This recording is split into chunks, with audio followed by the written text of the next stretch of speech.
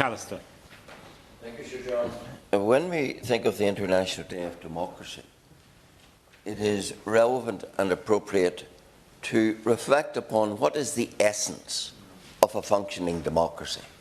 And when you distill it down, the essence of a functioning democracy is that those who are governed elect those who govern them. That those who make the laws for any people are elected by the people over whom those laws have control. That is the very essence of functioning democracy. We might talk about things around the world, but we need to stop and pause and ask ourselves, is that operating in this United Kingdom? And I, Sir John, have to tell you, from the part of the United Kingdom I come from, Northern Ireland, that fundamental has been shredded. It is not allowed to operate because not in one, not in 30, but in 300 areas of law.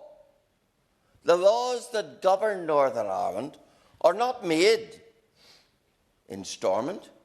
They're not made in Westminster. They're not made by anyone elected from anywhere in Northern Ireland.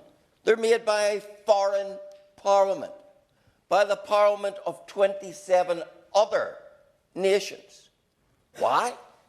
Because of the iniquitous Windsor framework, which in our Annex 2, and I invite you to look at it, lists hundreds upon hundreds upon hundreds of laws which are made in the European Parliament, not made here, but which are enforced on Northern Ireland. And those are laws that touch upon the fundamentals of many of our lives. They govern the trade of Northern Ireland. They govern the manufacturing of goods in Northern Ireland, how you package your goods, the contents of your goods, how you label your goods. They govern the environment. They govern even rights under Article 2 of the Windsor Framework. And they culminate in the imposition of a partitioning border in this United Kingdom.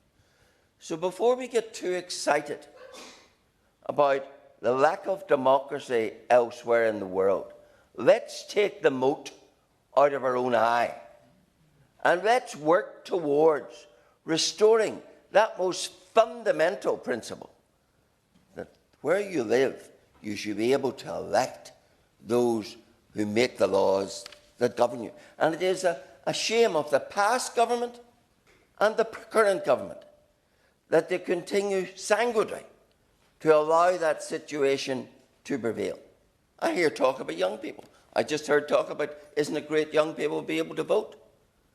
I recently listened to a video from Nick Thomas Simmons, government minister. He said this: we want young people to feel they have the same chance as everyone else to make the laws to which they're subject.